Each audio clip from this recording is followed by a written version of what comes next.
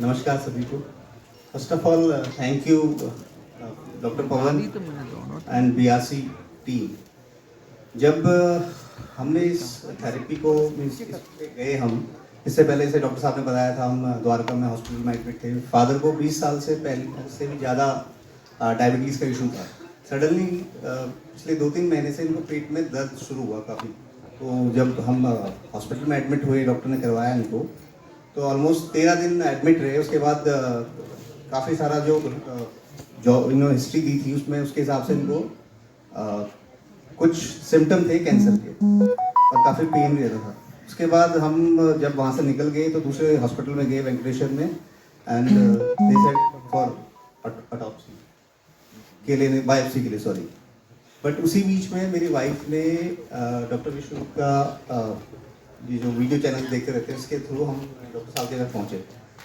तो जब पहुँचे तो उसके बाद हमने इनसे इंसिस्ट किया, हम आपसे मिलना चाहते हैं, जबकि हमसे कह रहे थे कि मिलने की जरूरत नहीं है, आप फ़ोन पे हमसे ले सकते थेरेपीज। और बट हम फिर रिक्वेस्ट करके इनके पास पहुँचे इनके क्लिनिक में, और थोड़ा सा इनसे डिस्कस किया रिगार्डिंग कैसे होगा, क्या होगा। उस वक्त तक हम इतने श्योर नहीं थे कि इसमें कितना परसेंट और कितना टाइम लगता होगा इस रिजल्ट आने में। बट समाउ हम गए, विद इन वीक इनके पास पहुंच गए हम, और फिर हमने शुरू करना शुरू किया उसी दिन से। तो जैसा कि डॉक्टर साहब ने बताया कि विद इन 3 डेज, ये बिल्कुल सही कह रहे हैं, 3 डेज फादर का पेन ऑलमोस्ट चला गया। तो जब पेन, सबसे पहले जब पेन हमारा रिलीफ हो गया, उसके बाद से हमने इनकी थेरेपीज बिल्कुल 100% हम उसके ऊपर आ गए। अब जैसे कि बता रहे 0 वोल्ट हो गया आपका, वाटर थेरेपी है, और अपना जूसेस हैं, इसको रिगरसली हमने फॉलो करना शुरू किया। विद इन 1 मंथ अभी क्या है, हमारा शुगर है काफ़ी टैपर डाउन हो गया है। ऑलमोस्ट जो अब हमारा शुगर आ रहा है 130 के आसपास आ रहा है मॉर्निंग का फास्टिंग।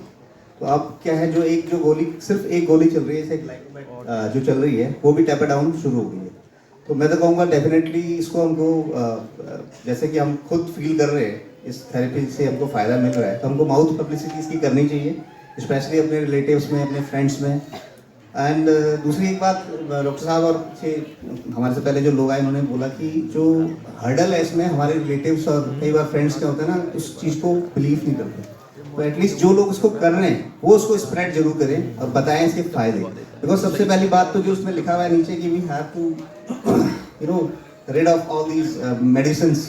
एलोपैथी का जाल, जो ऐसा जाल है, वो कभी आप निकल नहीं सकते उसमें। बिकॉज पिछले 20 साल से हम देख रहे हैं डायबिटीज़ की दवाइयाँ दिन पर दिन बढ़ती जा रही हैं, और आप जितनी भी पैथोलॉजी लैब्स देखो बढ़ती ही जा रही है। पिछले 20 साल में कितनी बढ़ गई है, तो इसका मतलब इसे खत्म होने का कोई तो मतलब बनता ही नहीं कभी। तो उसका सबसे बेस्ट भी यही है नेचुरोपैथी। और नेचुरोपैथी जिस तरह से ये लोग करवा रहे हैं और हम कर रहे हैं, इसको फॉलो कर रहे हैं, तो नेचुरली हम आगे ठीक हो सकते हैं और आगे कोई डिजीज़ भी नहीं हो सकती। Thank you so much. इतना इंसान डर गया कि ये भूल गया कि प्रिंसिपल ऑफ ये बायोलॉजी है क्या, कोई चीज कैसे फैलती है। जरा सोच के देखिए, हमारे पूरे देश में किसी एक ने भी ये मुद्दा उठाया? हम तो तब से बोलते आए हैं, हम या हमारे जो एक्सपर्ट्स है वो तो बोलते हैं, उनको छोड़ दीजिए उसके अलावा, जबकि हम सबने पढ़ाई की है ना। तो जो तो मुद्दा था ही नहीं कभी। कई बार लोग बोलते इतने लोग मरे कैसे? फिर मरा वही जो हॉस्पिटल गया, जो हॉस्पिटल गया नहीं वो मरा ही नहीं, मरा ही नहीं। कोरोना काल को याद कीजिए, जितने लोग मरने वाले आपको याद आएंगे वो हॉस्पिटल गए, वहां पूरी तरह से तैयारी कर ली गई, सारा जहर था उनके पास, अभी भी है। नीपा के नाम से जो जाएगा, रेटनोविर है, लेप्नोविर है, रेमडेसिविर है, याद कीजिए, बस पहुंचे तो सही, वो लगा देंगे, इंसान मर जाएगा, बोल देंगे नीपा से पहली मौत। ठीक है ना। तो नीपा का खौफ फैलाने में आपकी लाश भी काम आएगी, ये आज की सच्चाई है। और कोई बंद कमरे में नहीं बोल रहा हूं मैं, ये तो लाइव चल ही रहा है ना, और बाकी जो कैमरा अपने अपने सोशल मीडिया में आप चलाएंगे ही चलाएंगे। ठीक है। तो ये मैं ये क्यों बता रहा हूँ, मैं आपको ये बताना चाह रहा हूँ कि अगर आप इस भरोसे में हैं कि आपका हेल्थ का ध्यान कोई हेल्थ मिनिस्ट्री कर देगी, कोई मेडिकल का हॉस्पिटल करेगा, वो नहीं करने वाले, वो तो आप ही को करना है। तो क्या करना है आपको, वही आज हम बात करने वाले हैं, रियल मुद्दे पे बात करने वाले हैं। रियल मुद्दा आज का ये है कि आज के बच्चे सबसे ज्यादा बीमार हैं। इतने बीमार कभी नहीं थे जब हम बचपन में थे, इवन आज भी इतने बीमार नहीं है जितने आज के बच्चे भी बीमार हैं। आप इसके बाद जो लोग लाइव देख रहे हैं, इसके बाद आप किसी भी स्कूल में चले जाइए, पब्लिक स्कूल में, आप पाएंगे हर 2 में से 1 बच्चे को डेंटल प्रॉब्लम है, डेंटल प्रॉब्लम, दांतों की दिक्कत। बच्चों को हर तीसरा बच्चा चश्मा पहला बार नजर आएगा, हर चौथे बच्चे को डाइजेशन इशू है, सीरियस इशू।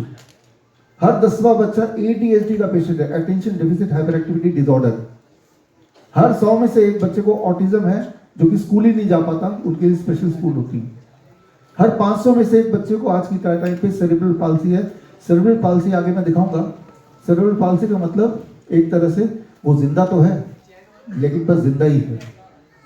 जैसे आप आराम से बैठे हुए ना, उनके पेरेंट्स को अगर बच्चे को बिठाना है तो एक रस्सी से बांधना पड़ता है, क्योंकि जब बैठते हैं तो बैठने के लिए भी इन मसल्स का सपोर्ट की जरूरत है। उनकी मसल सपोर्ट नहीं करती, बस मुश्किल से सांस ले पाते हैं, इतनी सपोर्ट करती है। Cerebral palsy, right.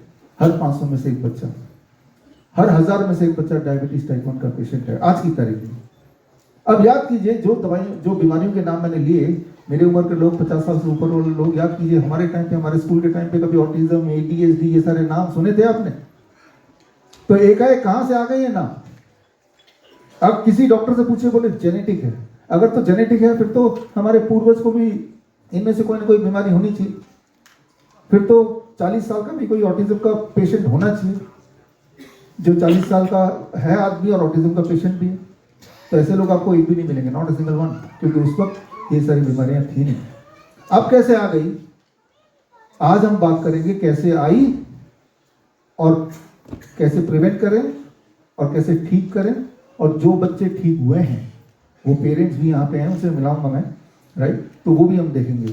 तो इसके लिए पहले समझना पड़ेगा, आज इतनी 72 साल खांसी जुकाम बुखार का एक नया नाम हो जाता है हर साल। इस साल नीपा के नाम से आ गया, पिछले साल वो HMPV, याद कीजिए इसी समय, राइट। उससे पिछले साल मंकी पॉक्स, उससे पिछले साल डेल्टा वेरिएंट या फिर alpha variant, Omicron variant, right. जिस तरह से गाड़ियों के नए नए मॉडल आते हैं, अलग अलग कंपनियां निकालती रहती है, थोड़ा बहुत ऊपर नीचे करके, थार आ गया, थार रॉक्स आ गया, रॉक्स 1 आ गया, होता ही है ना।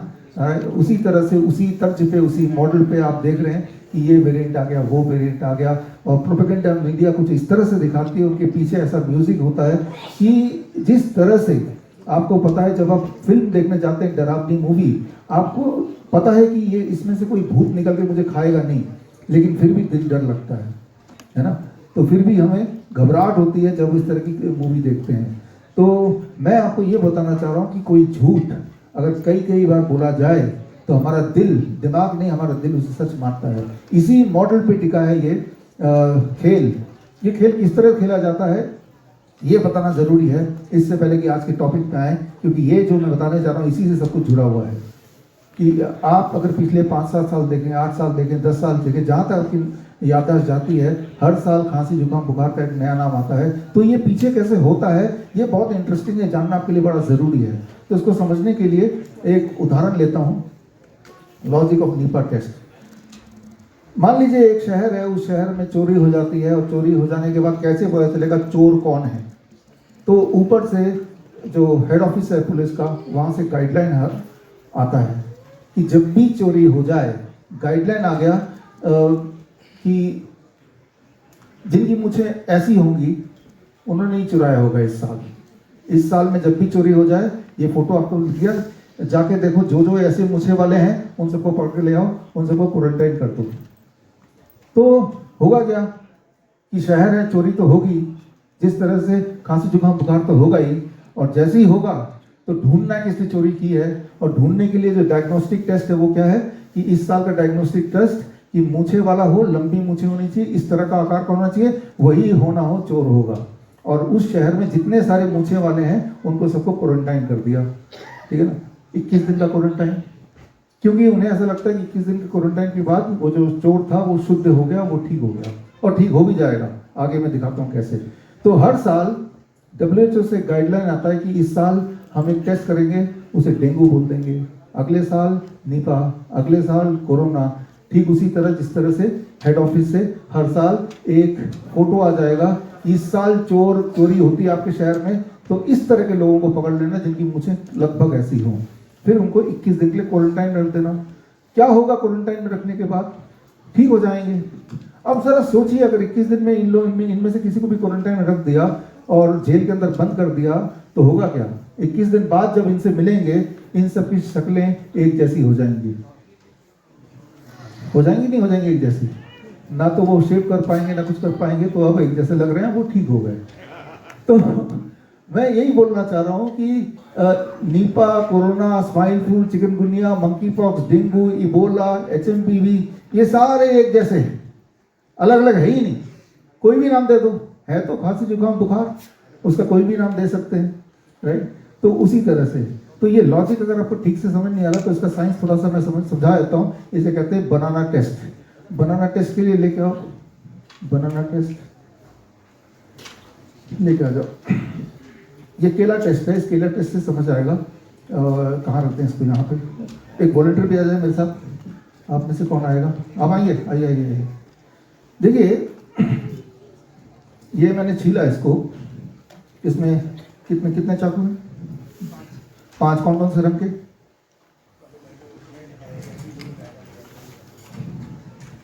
है ना? पकड़ लो इन सबको। ये केले हैं आपके सामने, एक जादू करते हैं। इधर आ जाओ। इसको काट दिया हमने, काट के टुकड़े टुकड़े कर दिए, इसको इंजर कर दिया, ठीक है ना? अब काट दिया और इन्हीं में से किसी एक चाकू से काटा, है ना? कौन से वाले चाकू से काटा सिर्फ इनको पता है, किसी को और नहीं पता, क्योंकि मैं तो पीछे मुड़ गया था। अब ऐसी स्थिति में अगर मैं ये केला दिखा दूं और ये 4 चाकू दिखा दूं, 4-5 चाकू दिखा दूं, इनको एक बार धो भी दूं, फिर दिखा दूं, बताइए इनमें से कौन से वाले ने इस केले को काटा होगा? कैसे पता करेंगे आप? ये तभी पता कर सकते हैं जब आप मौजूद हो, तब जब ये काटा जा रहा था, जैसे कि मौजूद थे, इज़न्ट इट? ये समझना होगा। ये तो क्लियर है कि इन्हीं में से किसी ने किसी चाकू का इस्तेमाल किया होगा इसको काटने के लिए, लेकिन इनमें से कौन से वाले चाकू का यूज किया होगा कुछ नहीं पता, है ना? क्योंकि काटते वक्त आप थे नहीं, काटने के बाद अपने कहा ये टुकड़े टुकड़े हो गए, चाकू भी पड़े हैं इतने सारे, हो सकता है इसी में से किसी से काटा हो, इतना ही ना। ये बात को समझने की कोशिश कीजिए कि जब भी कभी आपको खांसी जुकाम बुखार यानी कि फ्लू होता है, इसे बोलते हैं मेडिकल भाषा में इन्फ्लुएंजा लाइक इलनेस, तो हमारी बॉडी में इस चाकू की तरह बहुत सारे तरह के बैक्टीरिया वायरस हैं जिनमें ये क्षमता है कि आपको खांसी जुकाम बुखार दे दे। अब जब आपको खांसी जुकाम बुखार हो ही गई तो अगर आप उस वक्त कोरोना का टेस्ट करेंगे तो कोरोना भी मिल जाएगा, अगर उस वक्त आप डेंगू का टेस्ट करेंगे डेंगू पॉजिटिव भी आ सकता है, उस वक्त ट्यूबरकुलोसिस का टेस्ट करेंगे ट्यूबरकुलोसिस पॉजिटिव भी आ जाएगा, उस वक्त अगर HMPV का टेस्ट करें वो भी पॉजिटिव आ जाएगा, राइट? उस वक्त अगर एंसाइफिलिटिस का टेस्ट करें वो भी पॉजिटिव आ जाएगा। लेकिन WHO बोलता है कि इस साल जब भी किसी को खांसी जुकाम बुखार हो, नीपा का टेस्ट कर देना। आप समझ रहे हैं? ठीक है ना? तो अब सारे ही वायरस तो बॉडी में है ही, सारे बैक्टीरिया हैं। मैं तो आपको ये बोल रहा हूँ जिसको भी नीपा पॉजिटिव आया उसी को कोरोना का टेस्ट करा के देख लो, उसी को टीबी का टेस्ट करा के देख लो। हमने ये सारा कुछ करा के देखा है, इसलिए मैं आपको बता रहा हूँ, राइट? तो नीपा के नाम पे आपने देखा, जो लोग देखते हैं प्रोपेगेंडा मीडिया आप में से, कि किस तरह की हड़कंप मच गई है। उनके जो वर्ड्स होते हैं ना, लास्ट ईयर का पिछला में देखिए HMPV के खौफ से हड़कंप मच गई, तो HMPV वर्ड की जगह नीपा आ गया। वो थंबनेल वैसा ही है, बिल्कुल वैसा ही है, पिछले साल वाला मैच कर लीजिए। स्पेशल टीम की गठन कर दी गई है, वो बिल्कुल थंबनेल वैसा ही है, हाई अलर्ट पे है मिनिस्ट्री, हेल्थ मिनिस्ट्री, बिल्कुल वैसा ही थंबनेल है, बस HMPV वर्ड था, उससे पिछला कोरोना वर्ड था, अब वहाँ पे नीपा वर्ड आ गया। ज़्यादा मेहनत करने की जरूरत नहीं, बस थंबनेल में वो नाम जो भी आया WHO से वो नाम को डालने की जरूरत है। तो हमने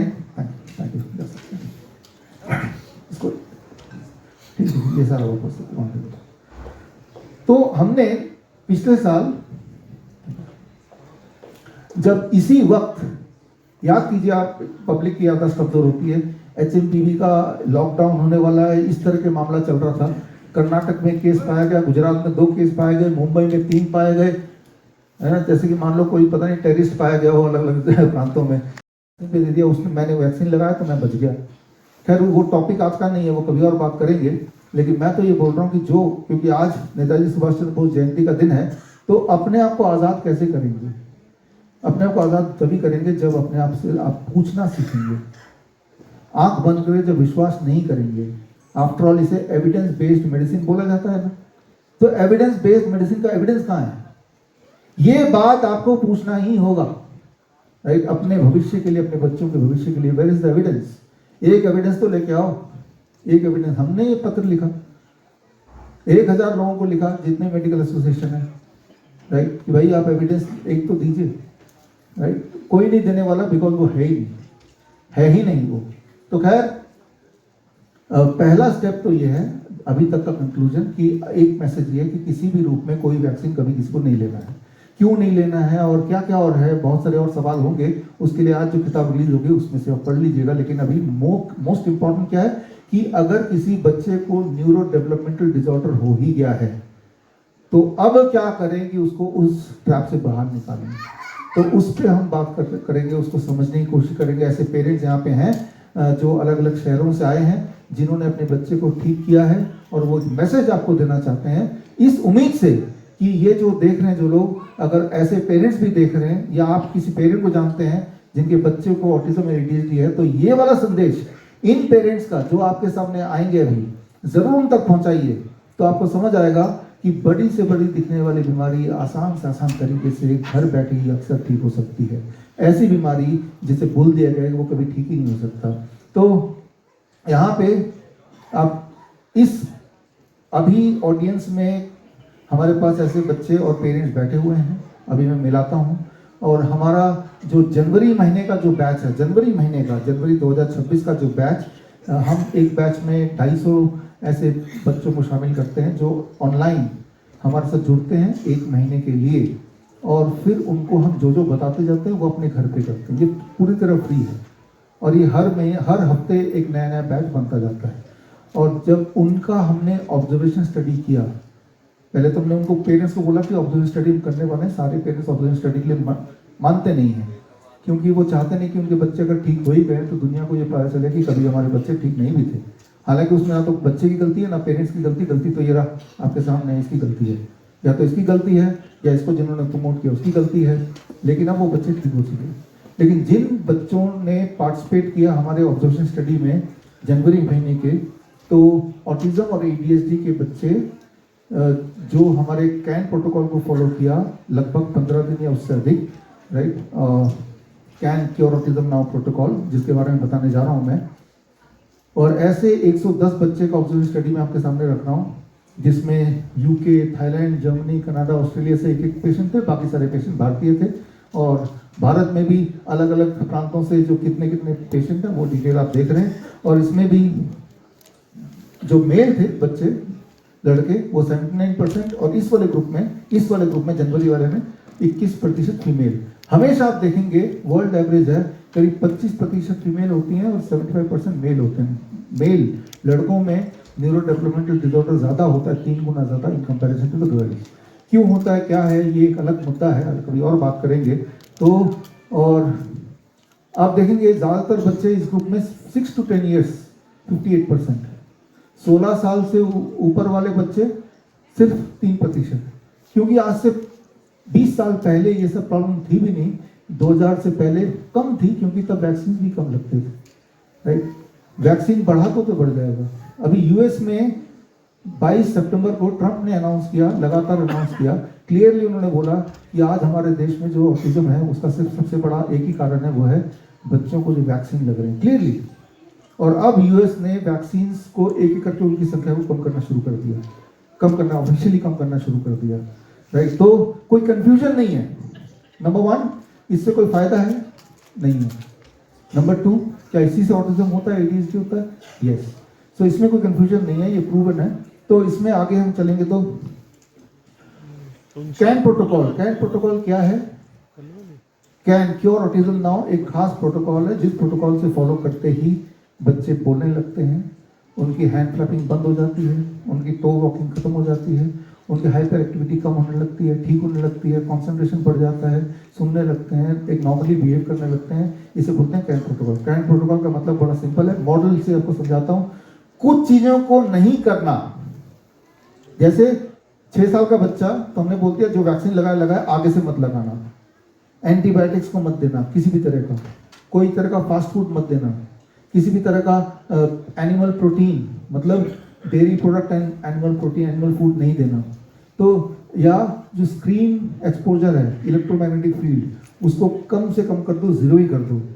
तो कुछ चीज़ें हैं जो ऑटिज्म को बढ़ावा देती हैं वो नहीं करना है, और कुछ चीज़ें हैं जो जोड़ना है वो ये अपने आप को धूप से जोड़ लो। वो सारे बच्चे धूप के साथ सुबह सुबह खेलते हैं, ग्राउंडिंग करते हैं, नीम लेते हैं, प्रोबायोटिक्स लेते हैं, प्रोबायोटिक ड्रिंक लेते हैं घर पे बना के, दुकान पर नहीं, DIP डाइट पे रहते हैं। और जब ये सारा कुछ करते हैं तो 0 वोल्ट थेरेपी मतलब ग्राउंडिंग, बच्चे नंगे पैर सुबह घास मिट्टी के ऊपर खेलना पहला स्टेप। तो इस ग्रुप तो अपना सुर पाऊंगी है जो क्रेजी कैसे सपने मेरे सारे चुन के मैं बुन लाऊंगी। मैं माना इस दुनिया की हुई नहीं, मैं अपनी दुनिया बनाऊंगी कि एक जिंदगी मेरी सो ख्वाहिशा मैं 1 इंच पूरी करा। एक जिंदगी मेरी जिंदगी सो ख्वाहिशा मैं पूरी करा। ओ ओ ओ ओ ओ ओ ओ सबकी रोक है टोक है नोक है जोक है दिल में दब भी हो पे है ना। ये माना इस दुनिया की हुई नहीं, मैं अपनी दुनिया बना।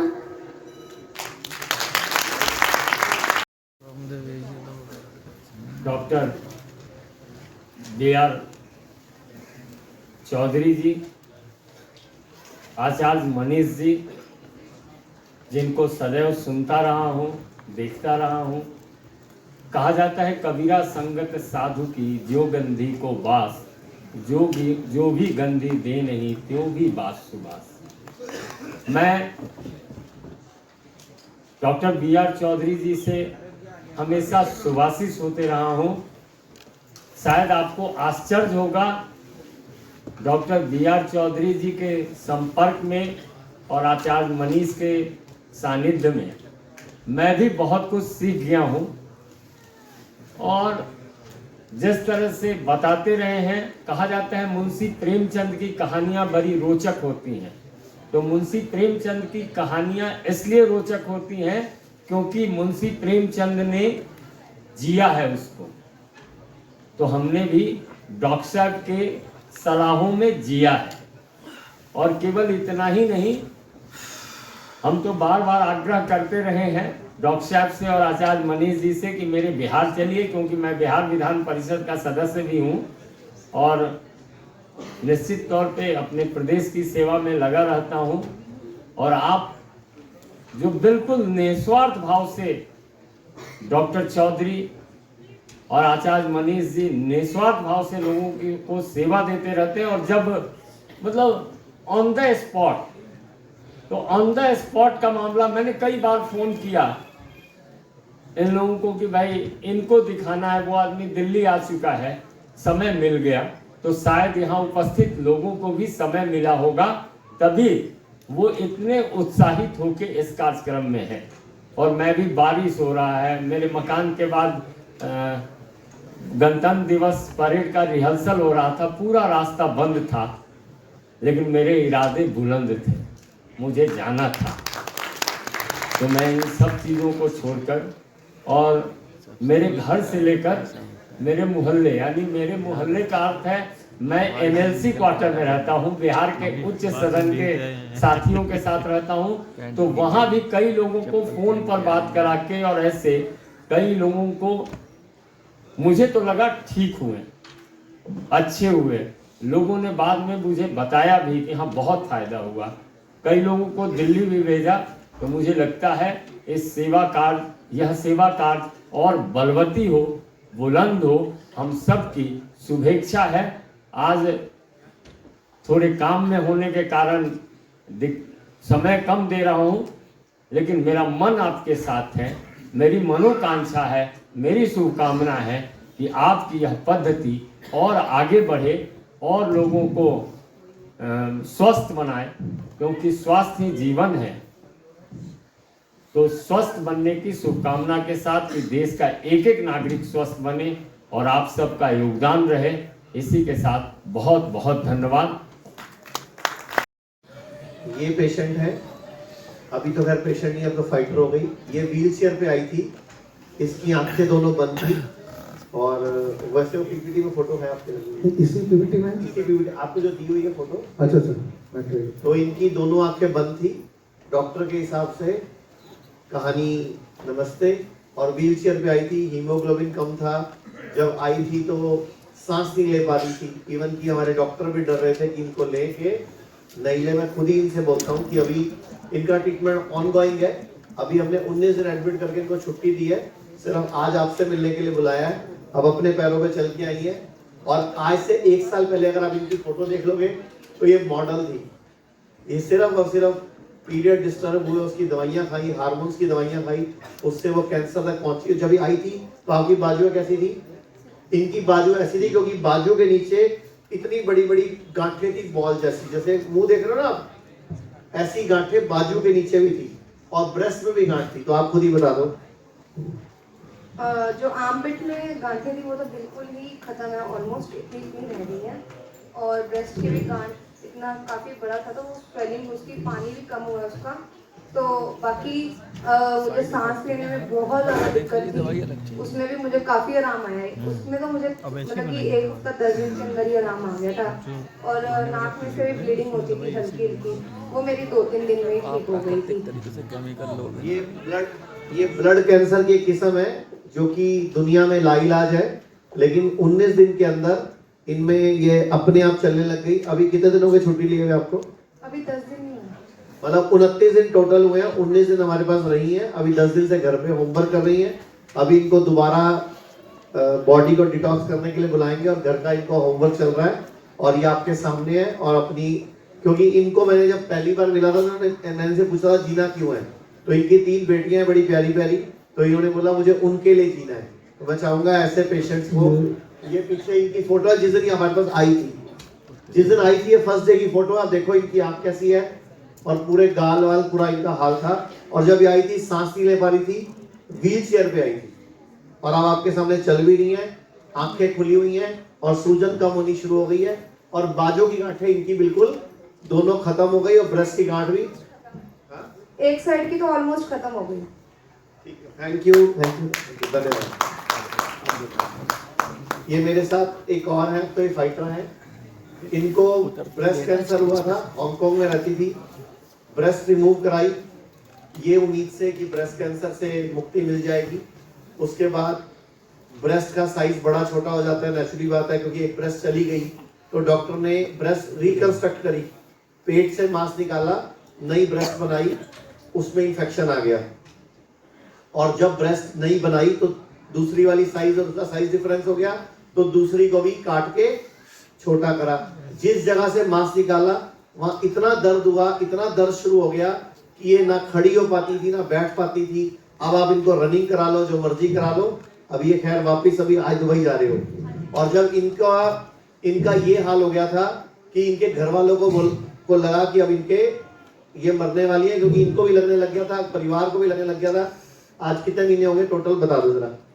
मैं 8 महीने से मनीष आचार्य जी को फॉलो कर रही हूँ। जब 8 महीने पहले मैं इनके पास में आई थी तो मैं बहुत ज़्यादा नर्वस थी, क्योंकि आफ्टर ऑपरेशन मुझे इतना पेन यहाँ पर चालू हो गया था कि उसकी वजह से मैं चल नहीं पाती थी, बैठ नहीं पाती थी और कोई भी घर का काम नहीं कर पाती थी, बच्चों को देख नहीं पाती थी। आधा घंटे से ज़्यादा अगर मैं बैठ गई तो मुझे लेटना ही पड़ता था, इतना पेन होता था और लेटने के बाद भी पेन खत्म नहीं होता था और मैं उससे बहुत ज़्यादा परेशान थी। मैंने अचानक से मनीष आचार्य जी का वीडियो देखा, तब मैंने अपने हस्बैंड को बोला कि मेरे हस्बैंड का नाम विनय है, कि विनय मुझे वहाँ ले चलो, मैं बिल्कुल ठीक हो जाऊँगी, कि वहाँ पर इतनी सब बीमारियाँ ठीक हो रही है तो मेरी सब ठीक हो जाएगा वहाँ पर।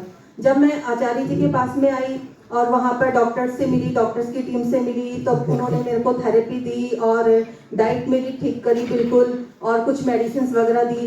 तो मिरेकल मेरे साथ में ये हुआ कि जिस पेन से मैं मतलब 8 साल से जिस पेन को भुगत रही थी, जिस पेन के साथ में मैं जी रही थी, और ये ऑपरेशन के बाद में मेरा पेन बहुत ज्यादा बढ़ गया था, जो डॉक्टर्स मुझे बोलने लगे कि इसी पेन के साथ आपको जीना पड़ेगा। और वो 8 साल से मेरे को पेन हो रहा था, ऑपरेशन के साथ बहुत बढ़ गया। पेन किलर भी काम करते थे क्या? नहीं, पेन किलर भी काम नहीं करते थे, मुझे लेटना ही पड़ता था। और कितने दिन में आपका पेन? और जब मैं यहाँ हिम्स हॉस्पिटल में एडमिट हुई तो लिटरली में मेडिकल ये हुआ कि 4 दिन में मेरा पेन गायब हो गया, और मैं पूरे कैंपस में पैदल चलने लगी और दौड़ने लगी। सारे काम मैं मतलब वहाँ पहले दिन गई थी तो बग्गी लेके जाती थी, फिर उसके बाद में मैं पूरे कैंपस में पैदल ही चलती थी। और आज भी मैं है ना पूरा एनर्जेटिक रहती हूँ। मैं पूरी डाइट फॉलो कर रही हूँ, सुबह 6 बजे उठती हूँ, रात को 12 बजे सोती हूँ, तब तक पूरी एनर्जेटिक रहती हूँ। पहले मैं कुछ भी नहीं कर सकती थी, ऐसा बहुत ज्यादा मेरे अंदर वीकनेस थी, पेन था तो मैं कुछ नहीं कर पाती थी। अब मैं फुल एनर्जेटिक हो गई। कितना खर्चा किया है ये ब्रेस्ट कटवाने में? और सर मेरा टोटल 2 करोड़ रुपए खर्च हो चुके हैं इन सब में। मतलब बहुत बड़ा ऑपरेशन डॉक्टर्स ने मेरा कर दिया, यहाँ से ये करो, वहाँ से वो करो, वो करो, ऐसे। पेट का मांस उधर लगा, उसको ब्रेस्ट को छोटा बड़ा कर, पहले ब्रेस्ट रिमूव कराई, फिर इन्फेक्शन, 2 करोड़ रुपए खर्च करे। और अब ये मोटिवेटर है, अब ये कम से कम 10 लेडीज को हमारे यहाँ भेज चुके हैं जिनको ब्रेस्ट में गांठ हुई। किसी की 10 दिन में गायब हो गई, किसी की 24 दिन में गायब हो गई। खुद ही बता रही है कि मैं उनको बोलती हूँ कुछ छेड़ना नहीं। मेरे ऑपरेशन के बाद यहाँ गांठें हो गई थी बहुत सारी, वो गायब हो गई पूरी। और मैं पूरी एनर्जेटिक हो गई। थैंक यू, धन्यवाद। Thank you. वाला भी और नॉन केमिकल भी, यानी कि ऑर्गेनिक और chemical both are available, but जो ऑर्गेनिक वाला है वो ज़्यादा महंगा आता है, इसलिए हम नहीं लेते। तो महंगा क्यों आता है ये समझ सकते हैं, समझने की कोशिश करते हैं। उसको महंगे को सस्ता कैसे करते हैं ये हम समझेंगे अगले 1 मिनट में। उसके लिए नेक्स्ट स्लाइड। हमारे किसान भाई को एक बार इनवाइट करूंगा, आप में से कौन आएगा? आप आएंगे। और ये हमारे मित्र हैं, अभिनव मित्तल, आप भी आओ, इस पे आओ।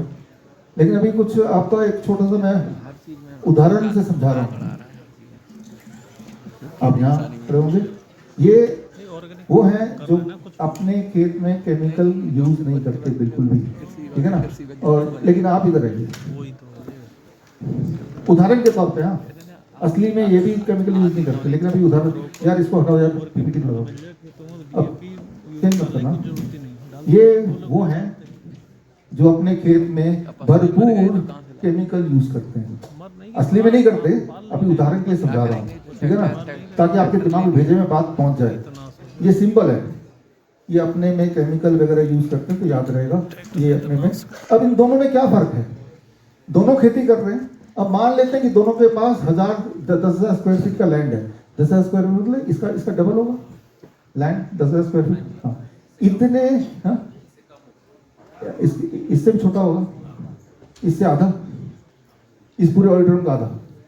मान लेते हैं कि इन दोनों के पास 10,000 स्क्वायर फीट का लैंड है, यानी कि इससे आधा जितना ऑडिटोरियम देख रहे हैं। ये कौन से वाले हैं? केमिकल वाले। कमर्शियल मरते तो लोगों को डालो केमिकल, वो आएंगे। ये सोच रहे हैं मेरे किस बात का बदला ले रहा है यहाँ पे। और ये वो हैं कि किसी भी हालत में मेरे उसमें कोई जहर, कोई केमिकल मेरे क्रॉप में नहीं जाना चाहिए। दोनों के पास एक ही बराबर लैंड है, तो दोनों ने एक ही तरह से एक ही दाल उगा दिया। अब जब ये भाई साहब ने दाल उगाया तो ये जब मार्केट में बेचेंगे, मार्केट में वो दाल आप जब किराना स्टोर से खरीदेंगे तो 100 रुपए पर केजी खरीदेंगे, सबसे सस्ता वाला दाल, है ना। लेकिन जब इन्होंने बेचा, इन्होंने आपको नहीं बेचा, इन्होंने तो ट्रेडर को बेचा, उसने मिलर को आगे दिया, उसने रिटेलर को दिया, रिटेलर से आप तक पहुंचा। तो इन्होंने वो दाल बेचा 50 रुपए पर केजी में। क्लियर है ना? आपको दुकान में कितने का मिला? 100 का मिला, ठीक है ना। और इतने लैंड में 3 महीने मेहनत करने के बाद इन्होंने कितना उगाया? करीब 100 किलो उगा दिया। तो इनको कितना पैसा मिल जाएगा 100 किलो का? 50 रुपए पर किलो। कितना मिल गया? 5,000। यानी कि 3 महीना मेहनत करने के बाद अपनी जमीन पे इन्होंने जो भी उगा वो दे दिया, तो 5,000 रुपए आए। लेकिन उस 5,000 में से 3,000 खर्च हो गए होंगे जोतने में, बीज में, सारे केमिकल खरीद के डालने में, राइट। तो लगभग इन्होंने 3 महीने मेहनत करने के बाद 2,000 रुपये कमाए, अगर लैंड इतना है ना, यही ना, राइट? अनइमेजिनेबल है। जो मैं बताने जा रहा हूँ, सुनने के बाद अगली बार खाने को आधा नहीं छोड़ेंगे, उतना ही लेंगे जितना खाना है, प्लेट को आधा नहीं छोड़ देंगे। अभी भी इसके बाद हमारा लंच होगा, तो आई एम श्योर कि लंच पूरा करेंगे आप, या उतना ही करेंगे जितना आपको जरूरत है, उतना ही लेंगे, है ना।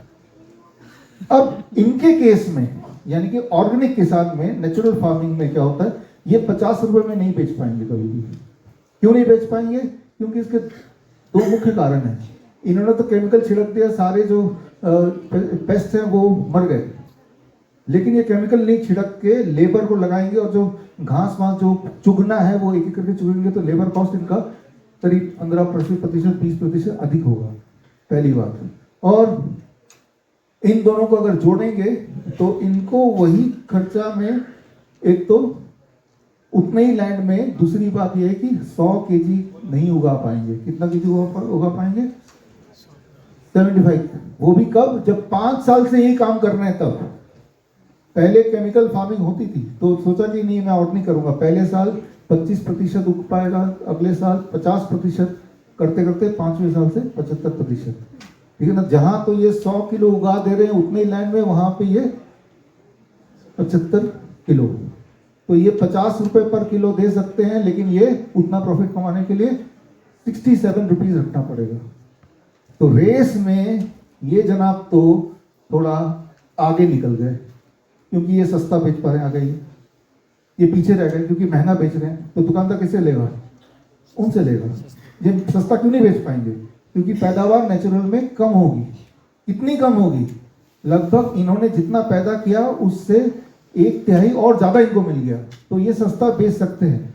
तो ऑर्गेनिक क्यों महंगा है? क्योंकि इसमें पैदावार नेचुरल तरीके से उतनी नहीं होगी जितना कि फर्टिलाइजर डालने से होगी। क्लियर होगी बात?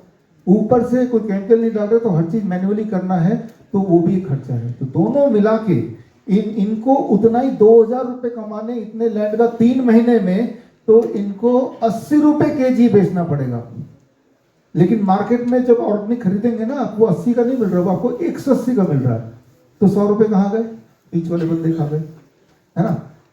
तो ये समझने वाली बात है, कभी भी ऑर्गेनिक वाला वो रेट में तो रख ही नहीं सकता जो केमिकल वाला रखेगा। कारण बड़ा क्लियर है। अब सोल्यूशन क्या है? प्रॉब्लम तो पता चल गई। सोल्यूशन क्या करें कि सस्ते में इनका माल हमें मिल जाए, उतने रेट में मिल जाए जितना कि केमिकल वाला दे रहा है। फिर तो सब लोग ऑर्गेनिक लेना चाहेंगे अगर दोनों का रेट बराबर हो जाए। तो इस बात पे हमने और हमारे मित्र अभिनव जी ने मिलकर काफी समय से कैलकुलेशन किया, तो एक कंक्लूजन में पहुंचे जो आपके साथ मैं शेयर कर रहा हूं। वो ये कि आप देखिए, पहले केस में केमिकल फार्मर के पास जिसके पास केमिकल है, जो 50 रुपए बेच रहा है ट्रेडर को, वो मिलर को दे रहा है, होलसेलर को दे रहा है, रिटेलर को दे रहा है, ये सारे मिलके 50 रुपए खुद रख रहे हैं और आपको वो पड़ रहा है 100 रुपए का। ये बात तो समझ आ रही है आपको। लेकिन जब ये देंगे तब भी ट्रेडर आ गया, मिलर आ गया, होलसेलर आ गया, रिटेलर आ गया, ये भी आ गया। इनके केस में 2-4 चीज और भी आएंगे। एक ऑर्गेनिक सर्टिफिकेट लेना है, ठीक है ना, तभी तो लोग मानेंगे। तो ऑर्गेनिक सर्टिफिकेट लेना 10% कॉस्ट ये भी बढ़ गया। और ऑर्गेनिक फूड नॉर्मली किराने के स्टोर में नहीं मिलेगा, उसको पैक करके देना है। तो कुछ लोग भूखे रह जाएंगे। 2022 से इसके शुरुआत से अभी तक एक नया टैक्स रख गया कि अगर दुकान में जाएंगे और आपके सामने पैक करेंगे तो कोई टैक्स नहीं लगेगा, जीएसटी नहीं लगेगा। लेकिन आपके जाने से पहले पैक कर देंगे उसी सामान को, तो जीएसटी लग जाएगा। समझ रहे हैं? तो ऑर्गेनिक में क्या है कि वो किराने के स्टोर में खुला नहीं मिलता, वो हमेशा पैकिंग में ऑनलाइन मिलता है। तो जब पैकिंग में ऑनलाइन मिलेगा तो वो जीएसटी का बोझ भी ऑर्गेनिक वाले को आएगा, किराने वाले स्टोर को नहीं आएगा। तो वो जीएसटी जो 5% है वो भी ऑर्गेनिक फूड के बोझ में और भारी कर देगा इनके केस में। ऑर्गेनिक का सर्टिफिकेट लेना है इनको, तो वो 10-15% और दाम को बढ़ा देगा। फिर पैकेजिंग भी करना है, उसको भी 5% से 2% दाम और बढ़ गया। तो टुगेदर ये मिला के 180 का पड़ा, जबकि केमिकल वाला 100 रुपए पर केजी पड़ा। अब जब दोनों दाम एक साथ देखते हैं तो आपका मन करता है यार खाना ही तो है, पेट भरना ही तो है, मैं 100 रुपए केजी वाला ले लूँ, है ना। तो एक बार को तो यही आता है, लेकिन प्रैक्टिकली उससे आपके बॉडी में जो नुकसान हो रहा है वो तो आने वाले दिनों में पता चलेगा। ये नुकसान हो भी रहा है तो उसको रिलेट नहीं कर पाते कि ये नुकसान इस केमिकल की वजह से है। तो अब हमने, जब मैं हम बोल रहा हूँ तो अभिनव मानिए, अभिनव केमिकल वाला नहीं, इधर आ जाओ भाई, अब ये असली वाले आ गए, ये पिछले कई सालों से इनका सोल्यूशन निकाल रहे हैं। तो अभिनव जी ने पिछले कई सालों से कड़ी मेहनत करके ऐसे कितने कितने टोटल हमारे पास, एक माइक दे दो आपकी तरह के 125 किसान मेरे साथ जुड़े हुए हैं, और भी हैं, आप भी आ जाइए। ऐसे 125 किसान पिछले कितने सालों में, पिछले 6-7 सालों में तो है ही, वैसे हम लोग काम 9 सालों से कर रहे हैं। 9 साल से, हाँ? तो 3 साल तो वो ट्रेनिंग्स देने में ही निकल गए, तो किसानों को समझाने में निकल गए, तो इस तरह से 5-6 साल से ही हम लोगों से 125 किसान जुड़े हैं। हाँ, मतलब ये कि जब आपने जोड़ा तब तो वो केमिकल ही देते थे, फिर 3 साल तक ट्रेनिंग दिया, उसके बाद फिर धीरे धीरे वो कन्वर्ट हुए कि अब से हमने ऑर्गेनिक में आएंगे, आगे साथ में आएंगे। तो वो 125 में से ये है, that is the first step जिन्होंने पिछले 9 साल में अचीव किया। और उसके बाद अब इनसे अभिनव जी, और इनका खुद का भी खेत है, वो भी मान लेते हैं, 80 रुपये पर केजी ले लेंगे, है ना, 80 रुपये पर केजी इनसे ले लेंगे। अब ये 80 रुपये पर केजी आ गया, सीधे अगर आपको दे दें तो नॉर्मल वाले से कम पड़ेगा ना दाम, समझ रहे हैं? बीच में से अभिनव जी ने क्या किया, ये ट्रेडर को भी हटा दिया, मिलर को भी हटा दिया, होलसेलर हटा दिया, रिटेलर को भी हटा दिया, ये सारे हटा दिए, सीधा आपसे लिया, इनसे लिया और सीधा आपको दे दिया। जब बीच में ट्रेडर नहीं है, मिलर नहीं है, रिटेलर नहीं है, तो उसका जो मार्जिन बन रहा था, जो वो ले लेते, वो सेव हो गया, इधर, है ना। और लेकिन क्योंकि वो पैक करके दे रहे, तो एक नया भार जुड़ गया जीएसटी का, जो बाकी लोगों को नहीं जुड़ता, वो जरूर है 5%, और पैकिंग का जरूर है, पैकिंग भी बड़ा सिंपल रखा है, राइट। और उसके बाद ऑर्गेनिक सर्टिफिकेट क्या यात्रा थी, थोड़ी सी बताइए। ऑर्गेनिक सर्टिफिकेट मैं आपको बताना चाह रहा हूँ कि एक तरह का पैसों का खेल है, कि कोई भी ले सकता है, जो जितना ज़्यादा पैसा खर्च करेगा वो उतना हाई लेवल का ऑर्गेनिक सर्टिफिकेट ले सकता है। हमने भी ट्राई करा था, हमने भी लिया था, बट इसमें मैं डायरेक्टली तो नहीं कहना चाहूँगा, बट ये है कि कोई भी टीम या कोई भी ऐसा नहीं है कि हमारे पास आया, टेस्टिंग करी, हमें चेक करा, कुछ ने कुछ करा, हमने पैसे दिए, हमें सर्टिफिकेट मिल गया। और यही काम सभी लोग कर रहे हैं कि जितना बड़ा सर्टिफिकेट एक्सपोर्ट करना है तो और ज़्यादा पैसे, इंडिया में करना है तो और ज़्यादा कम पैसे, आपको सिटी में करना है तो थोड़े कम पैसे, तो उस लेवल जितना बड़ा पैसा उतना बड़ा सर्टिफिकेट आपको मिलता रहेगा। तो ये है ऑर्गेनिक सर्टिफिकेशन का खेल। तो यानी कि ये एक तरह से पेनल्टी है, अच्छा बेटा ऑर्गेनिक का काम कर रहा, ले मुझे पैसा दे, है ना। जबकि प्रोत्साहन मिलना चाहिए कि आप केमिकल नहीं यूटिलाइज कर रहे हो तो हम आपके साथ हैं, वो नहीं, भाई तुम केमिकल कैसे नहीं यूज़ कर रहे हो। तो इस तरह का ताना बाना बना हुआ है, चाहे वो केमिकल दवाई के नाम पे है, वैक्सीन के नाम पे है, या फूड के नाम पे है। और कोई भी इंसान इन जैसा जो कोशिश भी करे तो उसको रोकने के जितने सारे कंटे हैं, कि जरा सोचिए सिटी के लेवल पे अगर आपको बेचना वो चीज़ तो अलग पैसे, तब वो अलग ऑर्गेनिक कैसे बन गया, और उसी चीज़ को एक्सपोर्ट करना तो उसका अलग पैसे। खेती तो जब उसने इंस्पेक्शन कर ही लिया कि ऑर्गेनिक है या नहीं, अगर तो किया, पहली बात तो किया ही नहीं, आया ही नहीं, बस आप ये बताओ ये कहाँ जाएगा माल, उसके हिसाब से आपको दाम बता देंगे हम।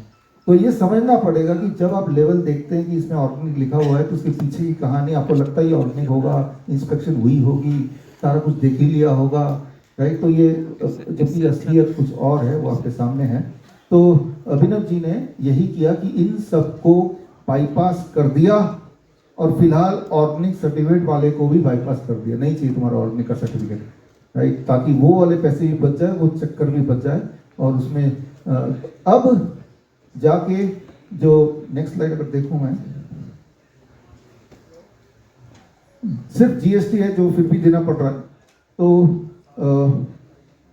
जाके अब हमें ये पड़ रहा है 180 की जगह 105 रुपये, यानी कि वो जो 75 रुपये जो बीच के बिचौलिए जो खा रहे थे वो किसान से लेके आपको दे रहे हैं, तो वो माइनस हो गया। तो लगभग आप बोल सकते हैं कि organic at the rate of या नेचुरल, ऑर्गेनिक भी नहीं बोल सकता वर्ड, है ना, क्योंकि अगर मैंने ऑर्गेनिक बोला, अच्छा ऑर्गेनिक बोला, सर्टिफिकेट नहीं लिया, चलो भाई जेल में चलो, तो ऑर्गेनिक की जगह दूसरा वर्ड बोल सकते हैं हम, केमिकल फ्री, ठीक है ना। तो मैंने ये एडिटर्स को एडिट कर देना ऑर्गेनिक वर्ड को, ठीक है ना।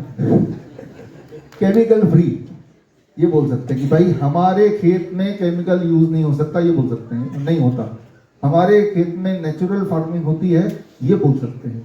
हमारे खेत में ऑर्गेनिक होती, नहीं, ये बोल सकते हैं। उससे पहले पैसे देने पड़ेंगे तब बोलना ये, तो नहीं देते पैसे, नहीं बोलते, ऑर्गेनिक वर्ड यूज ही नहीं करते, राइट। तो खैर इस तरह से एंड ये करके पिछले दिनों में जब भी हम पेशेंट से मिलते हैं, अधिकतर पेशेंट की कॉमन क्वेश्चन होते हैं, आप हमारे वीडियोस देखिए जहाँ क्वेश्चन आंसर्स होते हैं, तब एक क्वेश्चन आता ही आता है हर बार कि लेकिन फ्रूट्स वेजिटेबल में भी तो केमिकल्स हैं, तो क्या करें उसके लिए, तो क्या करना है अभी मैं बता देता हूँ क्या करना है। तो अभी उसके लिए लेकर आ जाओ, क्या करना है, बड़ा सिंपल है, उसको समझिए। वापस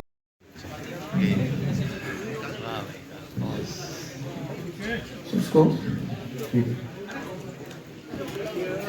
इसमें यहाँ पे QR कोड दिया हुआ है, इस QR कोड से या यहाँ पे दिया है। और जो हमारे पत्रकार भाई हैं आज जो आए हुए हैं, आपका गिफ्ट भी आज का यही है। और 1 महीने बाद पूछूंगा आपसे कुछ फर्क पड़ा कि नहीं, और इम्पोर्टेंट क्या है कि अगर कुछ फर्क पड़ेगा तो भी आप आगे फैला देंगे, और अगर कुछ फर्क नहीं पड़ा तब भी आप लोगों को बता देंगे, है ना। तो इसीलिए अभिनव जी ने बड़ा ही केयरफुली इसको तैयार किया है, बिकॉज हमें पूरा यकीन है, हमने देखा है कि फर्क पड़ेगा। और उसके लिए सारे पत्रकार जाने से पहले यहाँ जो खाना मिलेगा वो तो इस हॉल का ही वेंडर है, उसका तो मैं कुछ नहीं कह सकता। तो एक बार और खा लीजिए केमिकल वाला, जब इतने साल से खाया है ना। लेकिन आज से घर जाके ये एक इंसान के लिए, एक दिन के लिए, 1 महीने के लिए काफ़ी है राशन, 1 महीने का राशन है।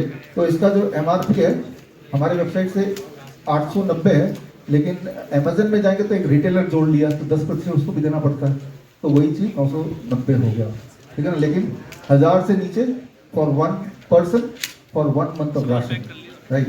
तो और हमारे मीडिया पत्रकारों के लिए तो ये आज का गिफ्ट या तोहफा है हमारी तरफ से। तो अब इसके साथ ही लॉन्च के साथ हम इस जो कॉन्फ्रेंस का पहला पार्ट, जो बीमारियां हैं, चाहे BP है वो नॉर्मल हो जाती हैं बड़ी तेज़ी से, शुगर नॉर्मल हो जाता है बड़ी तेज़ी से 1 हफ्ते के अंदर, 3 से दिन से 1 हफ्ते के अंदर, मोटापा 1 महीने में 10% वेट कम, फिटनेस, ये सब भी 1 महीने से 3 महीने में ठीक हो जाता है। तो मैसेज बड़ा क्लियर है, आप केमिकल फ्री खाइए, चाहे कहीं से भी लीजिए।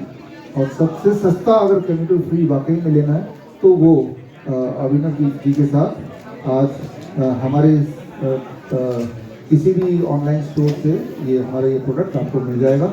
आपके लिए, आपके डाउट को क्लियर करने के लिए जो रियल किसान हैं, वो किसान भाई हमारे साथ यहाँ बैठे हैं, जो यही काम कर रहे हैं, ऑर्गेनिक का काम कर रहे हैं, तो उनसे सवाल पूछ सकते हैं, हमसे सवाल पूछ सकते हैं, इनसे सवाल पूछ सकते हैं।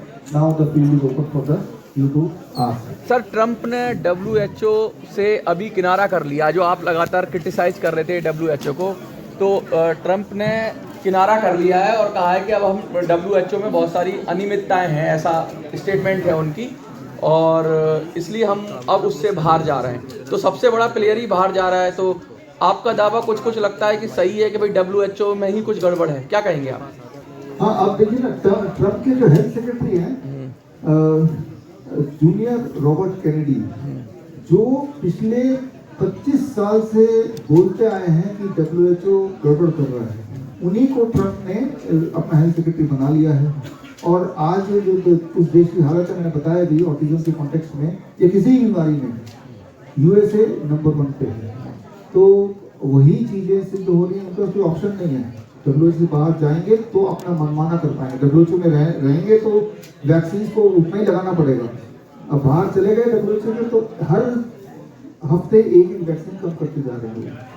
तो ये एक इंस्पिरेशन है दुनिया के लिए, ये एक इंडिकेशन है कि WHO का मकसद सिर्फ और सिर्फ फार्मा कंपनी का सपोर्ट करना या अपने लिए पैसे बनाना। मेरा सवाल किसान जी से है कि जैसे आप यहाँ पे ऑर्गेनिक की अगर बात कर रहे हैं, तो जो केमिकल युक्त खेती होती है उसमें ज़्यादा फायदा लग रहा है आपको, या जो ऑर्गेनिक खेती है इसमें? और फिर ज़्यादा बढ़त किस में है, ज़्यादा पैदावार किस में है, कैसे आप इसको मैनेज करेंगे? डॉक्टर जी ऐसा है जी, ये ऑर्गेनिक में फायदा 3 साल के बाद आना हुआ शुरू करता है, जो हाथ डाई वगैरह से कर रहे थे, मतलब 3 साल लगते हैं आने के लिए। माइक से आने के लिए 3 साल में वही स्थिति आ जाती है जहाँ हम यूरिया और डाई से केमिकल से कर रहे थे, 3 साल के बाद वहीं पे आ जाएगा। इसमें जो है हम 1 एकड़ में जो हम अपना ये बनाते हैं 20 किलो गोबर, 20 किलो गौमूत्र, 1 किलो गुड़, 1 किलो बेसन, 1 किलो पीपल के तले की मट्टी, इसका हम घोल बना के इससे तैयार करते हैं अपना खाद। सर एक क्वेश्चन है, वो थोड़ा बता दीजिए। और सर पहले एक क्वेश्चन ये है कि आपके पास 125 किसान है बस अभी, पूरे देश की अगर आधी जनसंख्या भी अगर आपका प्रोडक्ट खाती है तो कैसे उसकी पूर्ति करेंगे आप? हाँ, हम तो ये चाहते ही नहीं कि आधी जनता खाए, हम तो एक मॉडल दिखा रहे हैं, आपको ये बता रहे हैं कि पॉसिबल है कि जिस रेट में केमिकल वाला खाना मिलता है उसी रेट में हम ऑर्गेनिक हम दे सकते हैं, और हम कैसे दे पा रहे हैं ये भी हम बता रहे हैं, जिससे मुझे उम्मीद है कि हमारी तरह और बहुत सारे लोग मोटिवेट होंगे और वो भी इसी काम में लग जाएंगे, क्योंकि हम चाहते हैं, ये मेरा मुख्य काम नहीं है, लेकिन एक मेरा काम है लोगों को रास्ता दिखाना। तो मुझे लगता है भविष्य में देखेंगे कि हमारी तरह के बहुत लोग हर जगह होंगे, तो उससे पूर्ति से डॉक्टर साहब सीधा प्रोडक्शन आधा, डॉक्टर साहब सीधा अगर आप इस डाइट पे जाएंगे, ऑर्गेनिक कह रहे हैं या केमिकल फ्री पे कह रहे हैं, तो पूरी दुनिया का प्रोडक्शन आधा हो जाएगा लगभग।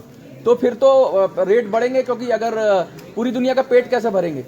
अभी तो आप बात कर रहे हैं पूरी दुनिया के पेट भरने की, लेकिन जो बात मैंने आपको थोड़ी देर पहले कहा कि इतना लैंड में एक किसान 3 महीने कमाने के काम करने के बाद उसको 2000 रुपए मिलते हैं, है ना। मैं तो चाहता हूँ कि रेट बढ़ जाए। सोच के देखिए, 3 महीने लगातार काम करने के बाद 2000 रुपए की कमाई, तो पर महीने कमाई कितनी हुई? 600 रुपए 700 रुपए हुई ना, है ना। तो मैं तो चाहता हूँ कि इनका रेट ना, खाने पीने का ये दाल है चावल, इनका रेट 100 रुपए किलो ना हो, 1000 रुपए किलो हो, तब आप एक दाना चुप चुप के खाएंगे। नहीं तो आधा प्लेट आप देखिए किसी होटल में जाके प्लेट नहीं पड़ रहते हैं, खाना बर्बाद होता है। तो खाने की कमी इसलिए नहीं है कि पैदावार कम है, खाने की कमी इसलिए कि खाना बर्बाद हो रहा है। बर्बाद क्यों हो रहा है? क्योंकि खाने को बहुत सस्ता किसानों से लिया जा रहा है। सोच के देखिए कि भाई इतना बड़ा काम है, मैदान है जिसमें 3 महीना काम करना, फिर मुझे 2000 प्रॉफिट मिलेगा अगर वो बिक गया तो, नहीं तो वो भी नहीं मिलेगा। डॉक्टर साहब, जैसे कि सरकार भी यूरिया और डीआईपी, सरकार भी यूरिया और डीआईपी खाद ही बेचती है, वो गोबर और गौमूत्र नहीं बेचती। क्या आपको लगता है कि अगर सरकार ऐसा कुछ करने लगे तो ज़्यादा बेनिफिट होगा, क्योंकि सारे किसान ऐसे काम करने लगे, और अगर ऐसा नहीं हुआ तो ये फिर कितना क्वेश्चन होगा? देखिए, ये सरकार नहीं करेगी, सरकार वो करेगी जो उसको डायरेक्ट बेनिफिट होगा। ये तो हमें मुहिम बना के अभिनव जी की तरह हम लोगों को ही लगना पड़ेगा, हमें ही अपने मिशन में क्रांति करनी पड़ेगी, सबको मिलकर, और सारे काम सरकार करेगी क्यों, कुछ काम तो पब्लिक को भी करना चाहिए। सर ये जो 1 महीने का पैक है आपका, इसमें क्या क्या आइटम है, क्या आप इसको शो कर सकते हैं? मैं आपको तो बता देता हूँ, जो बेसिक नीड है आपकी किचन की, जैसे आपकी दालें हो गई, डॉक्टर साहब के मिलेट्स हो गए, कुछ मसाले हैं, इसमें सॉल्ट है आपका, तो 1 महीने के लिए 1 पर्सन के लिए इसमें हमने दालें, मिलेट्स, मसाले और सॉल्ट दिया गया है।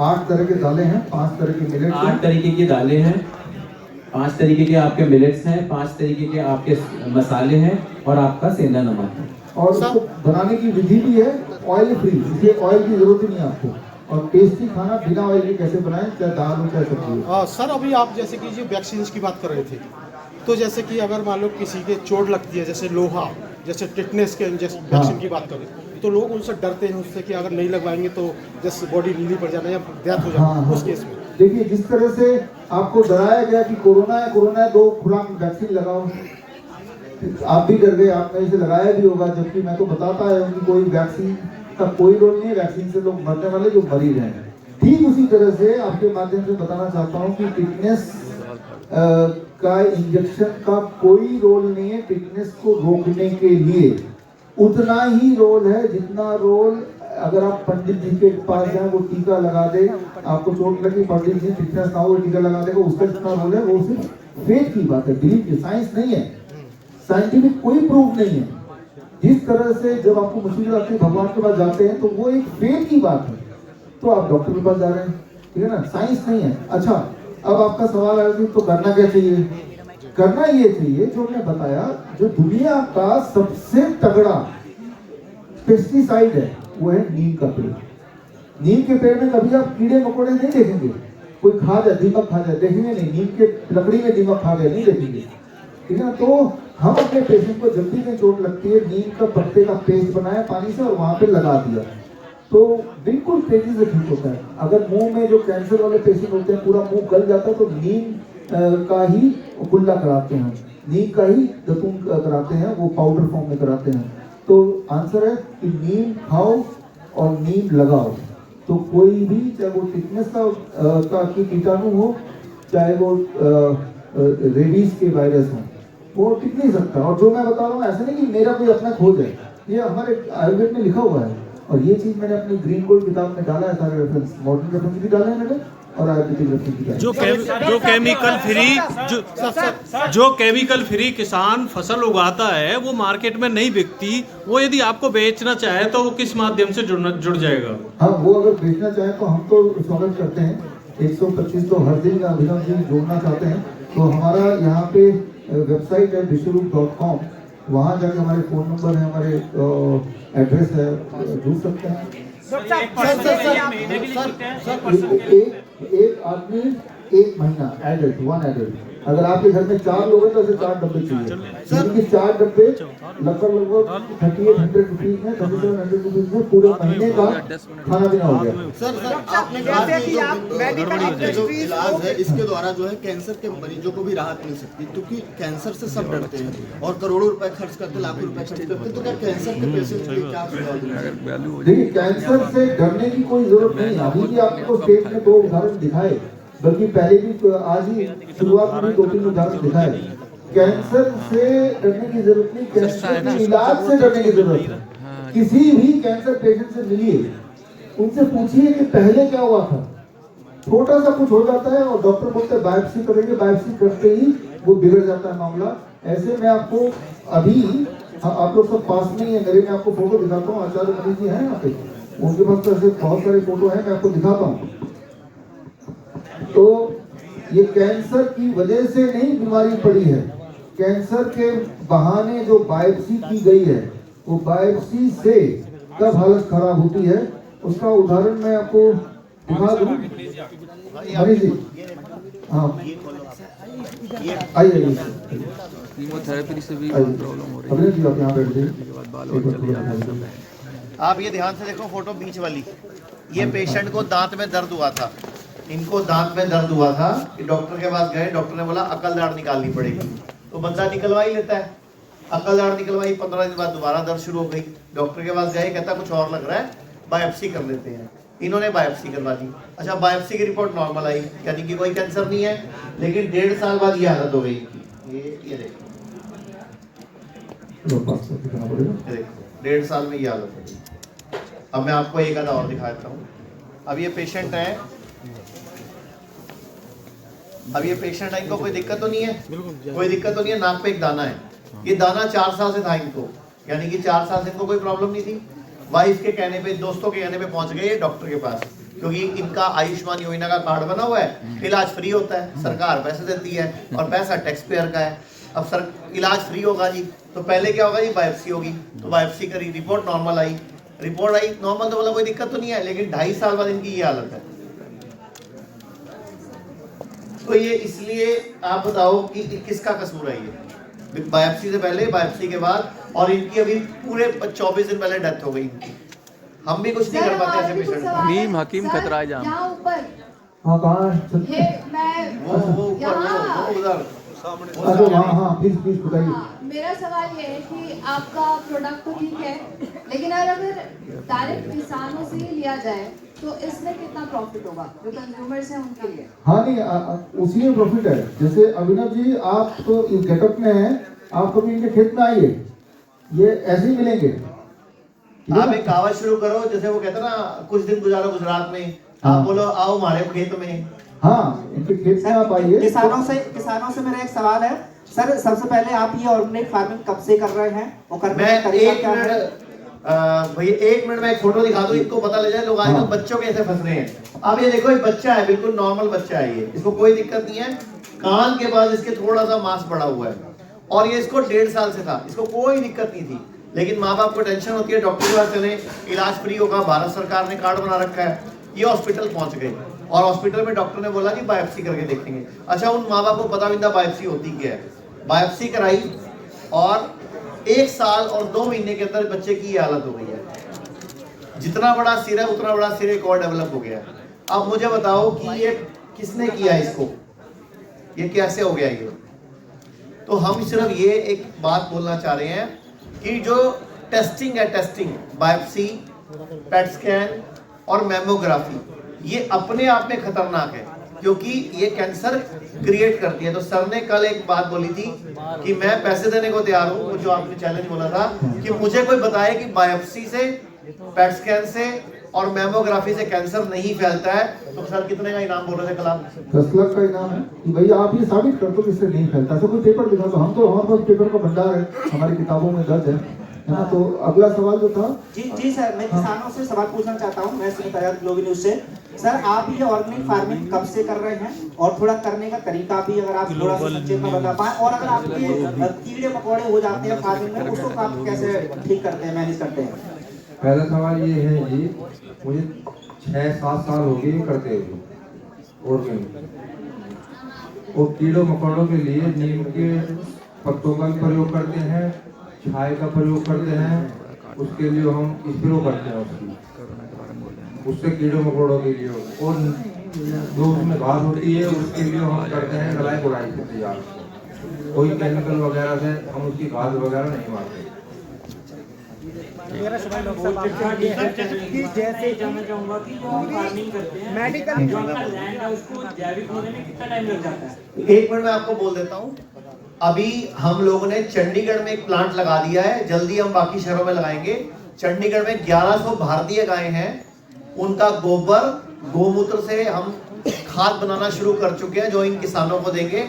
और अभी हम देश के और भागों में जहां जहां ऐसे किसान होंगे उनके पास ही प्लांट लगाएंगे जहां उनको ऑर्गेनिक, मतलब ऑर्गेनिक नहीं, नेचुरल खाद, नेचुरल गोमूत्र, नीम के पत्ते और गुड़ के साथ, जो हमारे राज्यपाल भी हैं, आप जानते होंगे गुजरात के देवव्रत जी, और वो खुद 1999 में डॉक्टरों ने उनको जवाब दे दिया था और उन्होंने इसी डाइट को फॉलो करके, उनका इंटरव्यू बड़ा वायरल हो रहा है आज की डेट में, उन्होंने खुद बताया कि मैंने फ्रूट और सलाद, नीम के पत्ते, इनका काढ़ा पी के मैंने अपने आप को जिंदा किया। और आज गुजरात के राज्यपाल है, पहले हिमाचल के राज्यपाल थे, और हिमाचल भारत का पहला प्राकृतिक खेती को करने वाला 90% किसान वहां करते हैं, राज्य बन चुका है।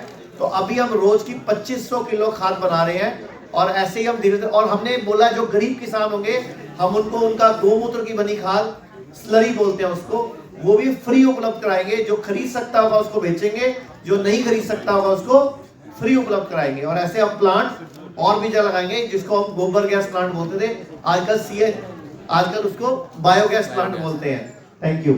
आप कुछ पूछ रहे थे, पीछे से आवाज आ रही थी। सर मैं विभोर कटवा डी5 चैनल हिंदी से। मेरा सवाल किसानों से है कि मिट्टी को जैविक होने में कितना समय लग जाता है? मिट्टी को जैविक होने में 3 साल लगती है जी। और सर जो घास हो जाती है उसको कैसे साफ किया जाता है? घास को तो जी नलाई से साफ किया जाता है, नलाई गुड़ाई से, कोई केमिकल से नहीं करा जाता। सर मैं राजेश आर्य, बड़े चलो न्यूज। मेरा सवाल ये है कि केमिकल खेती से, केमिकल जब खेती में डालते हैं तो क्या जमीन बंजर होने के चांसेस भी रहते हैं? बंजर होने के लिए 101% रहते हैं। जब उसमें केमिकल लगोई जाएगा तो उसमें तो ये केमिकल जब लगेगा तो बंजर तो हो ही जाती है। केमिकल खेती तो हो ही रही है, तो क्या ये सारी जमीन अब बंजर ही होती जा रही है क्योंकि हर जगह केमिकल का तो उपयोग किया ही जा रहा है? हमने तो ये केमिकल तो हमने छोड़ दिया, हम तो ज्यादातर इसी पे आ गए जी, ऑर्गेनिक पे। मेरा सवाल ये है आपसे कि मेडिकल इंडस्ट्रीज को आप नकार रहे हैं, और जो आपका जो आप बता रहे हैं नीम की वगैरह या VIP डाइट वगैरह, ये जाते तो जो लाखों रुपए खर्च करते हैं, जो डॉक्टर बनते हैं, उनको क्या वो चीज़ छोड़ करके ये DIP डाइट की तरफ से इस तरीके का काम कर लेना चाहिए? और मेडिकल इंडस्ट्रीज का क्या होगा, जो ये अरबों खरबों का जो कारोबार है? देखिए, मेडिकल इंडस्ट्री लूट की इंडस्ट्री है, वो गब्बर की इंडस्ट्री है, तो वही हाल होगा जो गब्बर का हाल हुआ था पहली बार। और जो डॉक्टर्स हैं हमारे साथ भी, हिम्स हॉस्पिटल में भी और डॉक्टर बीआरसी क्लिनिक में भी बहुत सारे एलोपैथी डॉक्टर जुड़ चुके हैं, जो इस तरफ मुड़ चुके हैं। उनमें से कुछ अभी आए भी हैं, आपसे मिलाया भी था। तो चाहे वो MBBS MD हैं, लेकिन वो उनका मकसद, हमारा मकसद सेम है कि लोगों को ठीक करना। और मुझे लगता है काफ़ी और भी डॉक्टर जुड़ेंगे। तो इसी के साथ सर एक सवाल लास्ट सवाल, जैसे कि यहाँ पर इतनी मीडिया आई हुई है, इतने लोग यहाँ पर आए हुए हैं, अगर ये 4 लोगों को भी अगर ये प्रोडक्ट लेने के लिए अगर बोले तो ये प्रोडक्ट कहाँ और कैसे मिलेगा? ये प्रोडक्ट ऑनलाइन अमेजन में मिलेगा, फ्लिपकार्ट में मिलेगा, मीशो में मिलेगा, बिशरूप.com में मिलेगा। ऑनलाइन जहाँ भी कुछ भी मिलता है वहाँ हमारा प्रोडक्ट है, इस पर ऑनलाइन मिलेगा। या फिर मेरठ में इनका अपना स्टॉक है। कहाँ पे आपका स्टॉक है? सारे हिम्स हॉस्पिटल में मिलेगा, शुरू कर देंगे। तो आप सब आए। और डॉक्टर साहब, किसान क्यों नहीं करना चाहता जैविक खेती? क्यों नहीं खरीद करना चाहता जैविक खेती? आप किसान,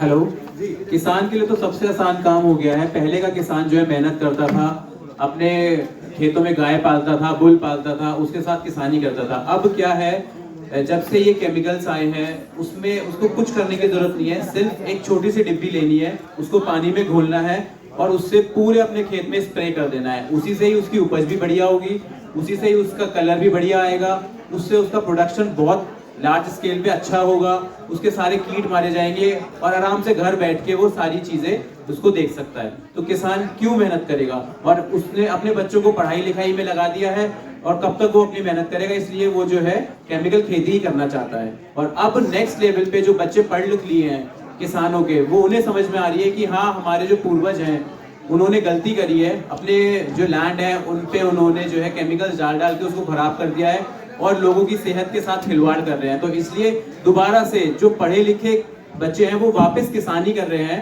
और वो जो है अपनी लैंड को दोबारा से ऑर्गेनिक, मैं कहना चाह रहा हूँ कि नेचुरल खेती करने में वो उत्साहित हो चुके हैं। ठीक है, थैंक यू।